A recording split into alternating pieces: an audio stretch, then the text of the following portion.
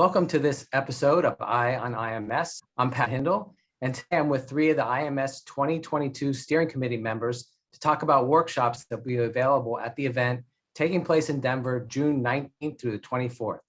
Let's just start with some introductions. Zoya, why don't you start us off and everyone can introduce themselves.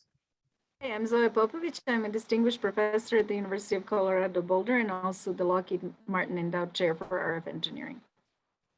And I'm workshop chair and co-chair really with Mike and Scott. I'm also a co-chair with Peter Owen for the plenary and closing sessions and leading the Women in Microwave event, but mostly my graduate students are doing the work. And I'm also a member of the TPRC 31 years in a row. Is that all? Go ahead, Mike. I'm Michael Roberg. I am co-chairing the workshops with Zoya and Scott, as she mentioned.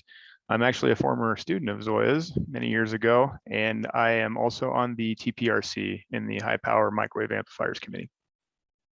And Scott? Hi, I'm Scott Schaefer. I am another previous student of Zoya Popovich, co-chairing with the previous two, and I am a design engineer at Corvo.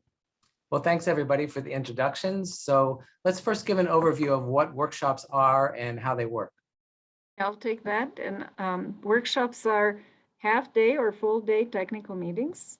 And they typically have several talks, so between 4 and 11, say, depending on how long they are. And these talks are given by experts from both industry and academia, and they're in a focused technical topic.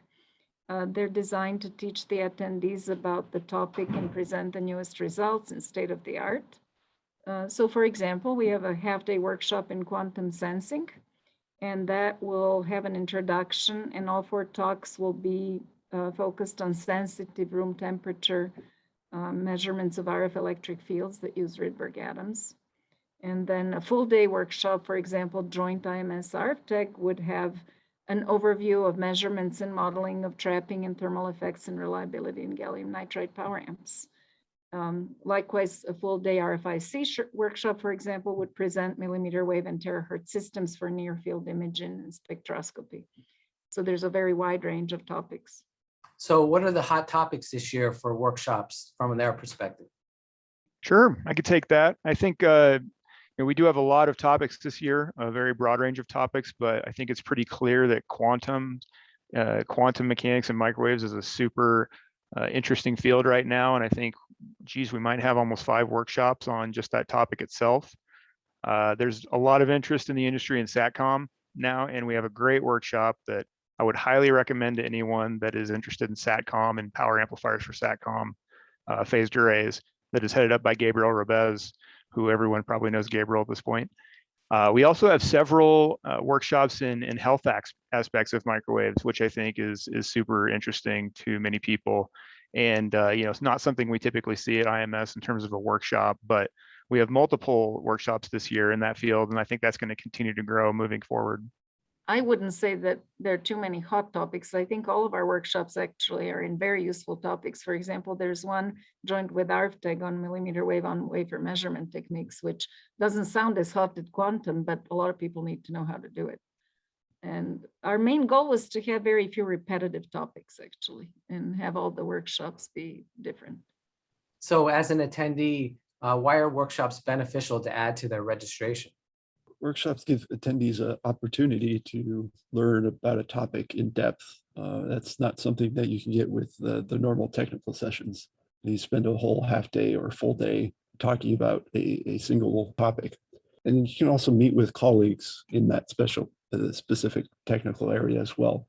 So you get to work on this topic in depth and meet with the experts in the field where the attendees are interested in and the speakers are very familiar with. Anything else anybody would like to add? I can add something to that. I think from my perspective, workshops are very specialized.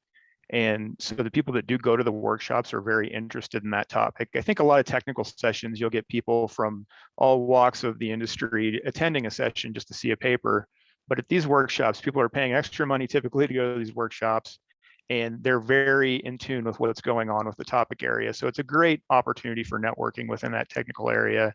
And it's a great opportunity to interact with the presenters through additional question and answer periods that you typically don't have that much time to ask the particular authors in technical paper sessions a lot of questions. You might get 1 or 2 questions at the end of a paper, whereas at the end of a workshop talk, there's usually many questions that get asked and answered. We're really doing all we can to have a fully in-person event. I think everybody really misses the 3-dimensional interactions. And so workshops really give you a great way to have that kind of interaction. There's coffee breaks, lunch breaks if you're too timid to ask questions after a talk. And so there's a lot of opportunity for interaction. Well, thanks, Zoya, Mike, and Scott for taking the time to talk to us today about workshop opportunities for IMS 2022 in Denver. I urge everybody to consider taking a workshop this year so you can learn something new or refresh your skills. Make sure you review the list of workshops when you register for IMS 2022. Registration opens February 16th, so please go to ims-ieee.org and register. Thanks for watching today, and join us next time on IMS.